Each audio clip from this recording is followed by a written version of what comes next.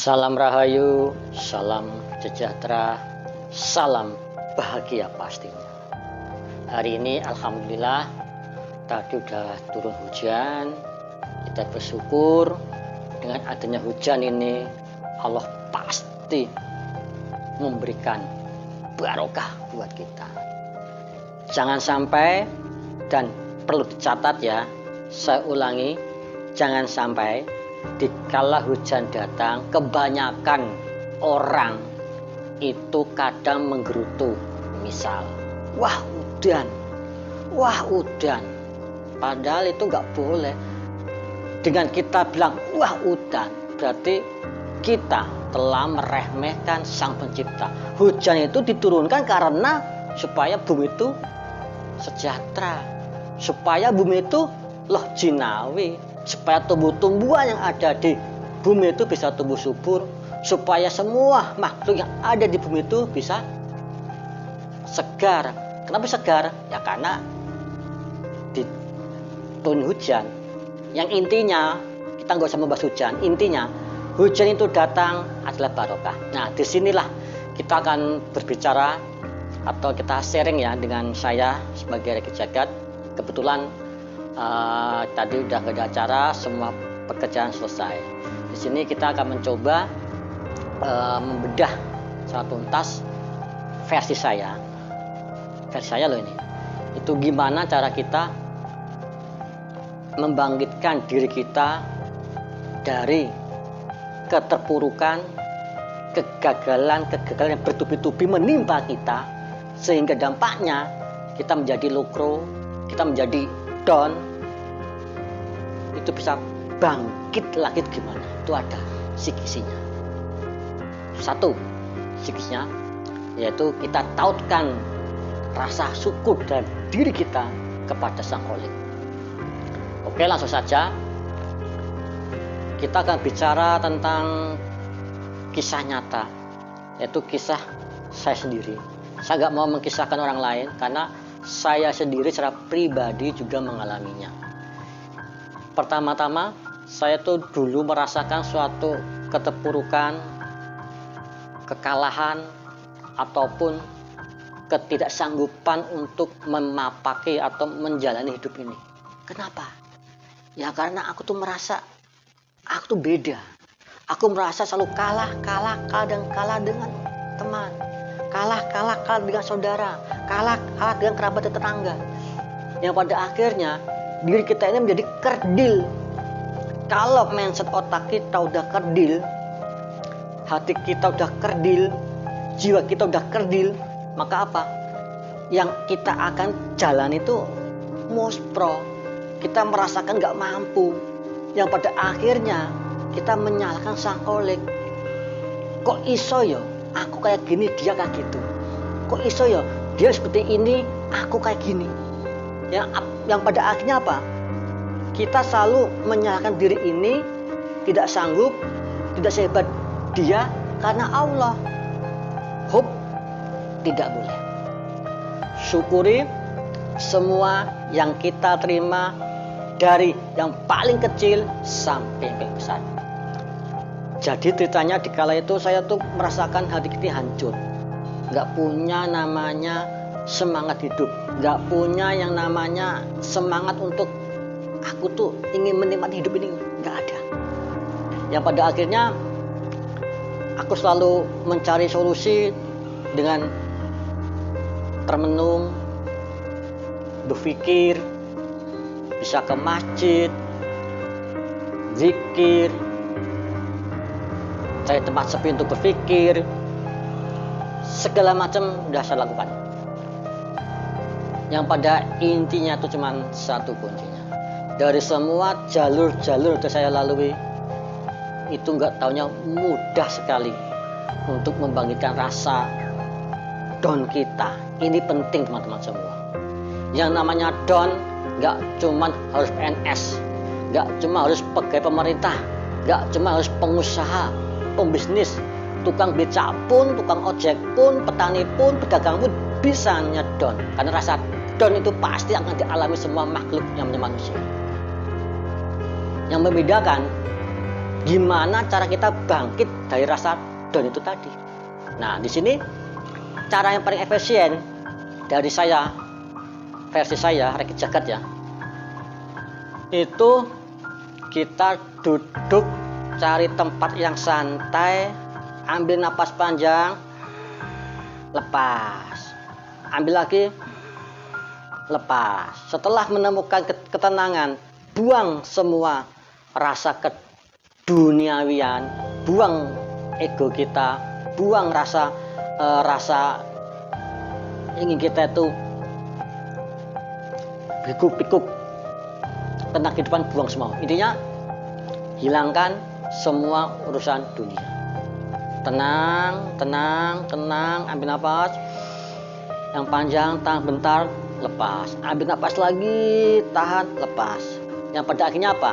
Semua pikiran yang keduniaan itu hilang semua. Yang ada cuma tenang. Dengarkan suara hati kita, dengarkan detak jantung kita.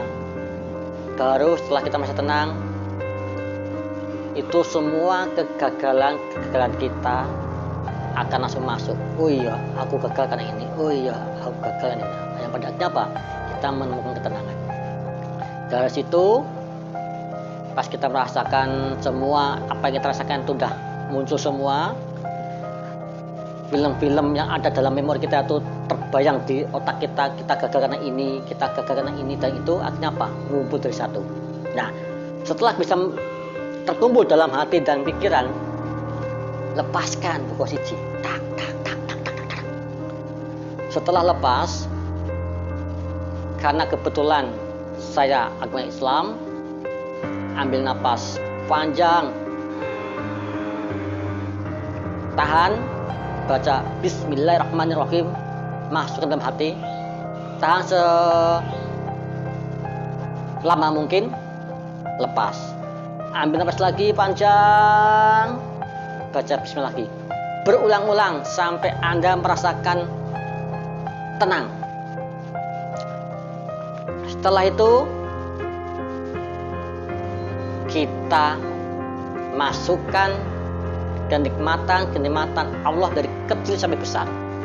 Caranya, kalau yang belum bisa, kita bisa bayangkan, oh iya, aku bisa seperti ini karena Allah.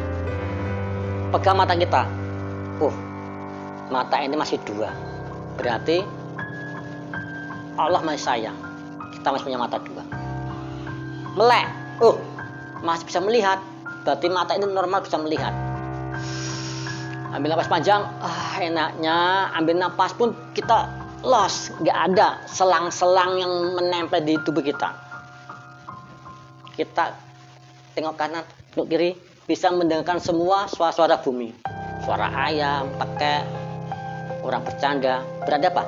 Kuping kita ini masih normal. Nah, kita pelajari dari indera mata aja, hidung, kuping, itu merupakan suatu nikmat dunia, nikmat manusia yang harganya melebihi satu gunung emas belian. Kenapa? Ya, kita nggak request pun mata kita udah dikasih dua. Kita nggak request, kuping kita dua. Sampai detik ini aku lahir sampai sekarang, mata masih bisa melihat. Sekarang bawa diri kita ini, pikiran kita ini, imajinasikan kita langsung pergi ke Zab. Di sana kita bisa melihat banyak sekali manusia-manusia yang ingin matanya sehat, ada yang kena penyakit mata, ada yang mau operasi, ada yang katarak, berapa juta itu, ada yang malah mencangkok mata. Di situ kita bisa mempelajari begitu banyak manusia ingin punya mata normal, berobat sampai habis puluhan juta. Tapi kita di sini duduk termenung, mata kita fresh, buta tidak, buram tidak, katarak tidak, normal dan normal. Itulah kenikmatan Tegatara. Itu baru mata. Pause dulu. Kita lari lagi ke kuping. Kita masukkan kuping ini, kita nikmati terus, yang pada akhirnya kita bisa merasakan syukur. Ini semua latihan. Jadi kalau kita cuma secara abstrak, cara kita ambil secara global aja, mata ini memang kayak ini kuping dari dulu aku orang jalo wis iso ngrungokke. Nggak ada rasa syukurnya. Tapi kalau kita pakai mediasi kita duduk santai gini, kita atur napas, meditasi bentar, buang semua hubungan dengan duniawi, buang semua pikiran dengan duniawi, tenangkan jiwa, tenangkan pikiran, tenangkan indera. Duduk diam, dengarkan suara hati, dengarkan napas keluar masuk kita. Setelah semua itu beres, terlalui, baru kita masuk ke segmen mata. Setelah selesai, baru kita masuk ke segmen kuping. Kita pakai 3 indera aja. Soalnya kalau kita bedah lagi itu panjang banget. Saya yakin kalau Anda latihan, para sedulur latihan semua, maka Anda lagi mengenang mata Anda, pasti saya pastikan nih, jiwa Anda akan menangis. Begitu Anda menyelami kenikmatan kuping yang Anda bawa tiap hari, hati Anda pasti menjerit. Begitu selesai, masuk ya ke segmen hidung. Begitu masuk, pasti Anda akan menangis dalam hati. Kenapa? Karena nikmat-nikmat itu udah kita punyai tanpa kita request, tanpa kita bersyukur tiap hari. Sekarang coba belak-belakan. Apakah Anda, saya sendiri pribadi, sering bersyukur tiap hari? Lupa. Nah, ambil napas gini aja, kita jarang mengucapkan alhamdulillah. Sekarang kalau Gusti Allah mengklaim, hei menungso, kowe ambil oksigen kuwi nek tak gawe tabung-tabung, sak tabung itu berapa juta, apa kowe mampu selama kamu hidup selama 20 tahun? Kamu nggak aku tarik spesial uang. Bebas Anda menggunakan oksigen, bebas Anda menghirup napas. Itu aja baru oksigen ya. Nek misal fungsi hidung kamu saya sentil sidik, bimbet sidik, ono benjolan daging, apa ya kita bisa bernapas? Enggak. Kita operasi berapa juta itu? Tapi di sini kita enggak. Bebas lepas. Nah, kalau ketiga indera itu kita bisa masukin segmennya ke jiwa kita, maka apa yang tadi aku bilang, hati kita, jiwa kita, pikiran kita akan menangis. Menangis apa? Menangis karena kita nggak pernah bersyukur atas semua nikmat yang Allah berikan. Kita selalu lupa dengan hiruk pikuk tujuan keduniawian. Nah, kalau kita selalu bisa melatih diri kita untuk bisa mensyukuri semua nikmat itu, insya Allah yang tadinya kita terpuruk, kita merasa gagal, kesaingan, atau kita menjadi orang kayak nggak punya peda wong kiri, dia sugih, hilang semua. Biar dia kaya, yang penting aku sehat. Biar dia sukses, yang penting aku sehat. Coba, wis aku kalah sukses, wis aku kalah sugih, ning mataku picek, ora sengsarane wi. Wis aku ora ndek apa-apa, ning kupingku budek. Apa ora sengsara urip kita? Mending toh seperti ini, aku sama si A, aku sugih si A. Tapi kan di sini aku mata masih normal, kuping normal, hidung normal, alhamdulillah. Yang penting aku sehat, aku berfungsi normal. Nah, kalau kita bisa mensyukuri secara detail dari yang terkecil sampai terbesar, insya Allah rasa ketidakterimaan kita dengan nasib kita, planning hidup kita, harapan kita, itu enggak ada. Yang membuat manusia hancur, kita hancur karena pikiran kita sendiri. Jadi pesan saya, dikala kita, saya, atau semua sedulur merasa hancur, merasa kerdil, merasa kalah dengan siapapun, atau merasa tidak mampu, maka kembalikan dalam hati kita bahwa kita mampu. Kita gagal, tapi kita masih bisa melihat. Kita kalah, kuping kita masih normal. Syukuri semua itu, maka rasa ketidakterimaan kita dengan nasib kita itu akan hilang semua. Karena apa? Di situ kalau kita bisa mensyukuri, kita bisa menyelami, memaknai, ada satu kata yang sangat tajam sekali kalau kita ingin mengoreksinya, yaitu nikmat mana lagi kah yang akan engkau lupakan. Itu ada di suatu surat, kalau nggak salah, Ar-Rahman, yang intinya nikmat mana lagi yang engkau lupakan ya para manusia. Begitu banyak nikmat-nikmat yang Allah berikan, kalau mau dibedah tuh nggak bisa dihitung, tapi sering kita lupakan. Maka yang terpenting, pesan saya, dikala kita hancur, dikala kita down, dikala kita merasa diri kita tak mampu, dikala rasa percaya diri kita hancur, maka masuklah dalam diri kita, dengarkan semua suara kita, selami panca indera kita dari mata, hidung, kuping, mulut, anggota tangan kanan kiri, jantung, hati, badan, raga, kaki, semua masukin semua. Hayati tangan kita, hayati kaki kita, kuping kita, semua masih berfungsi normal tanpa biaya. Itulah nikmat sejati. Oke, terima kasih. Cuman itu aja pesan saya.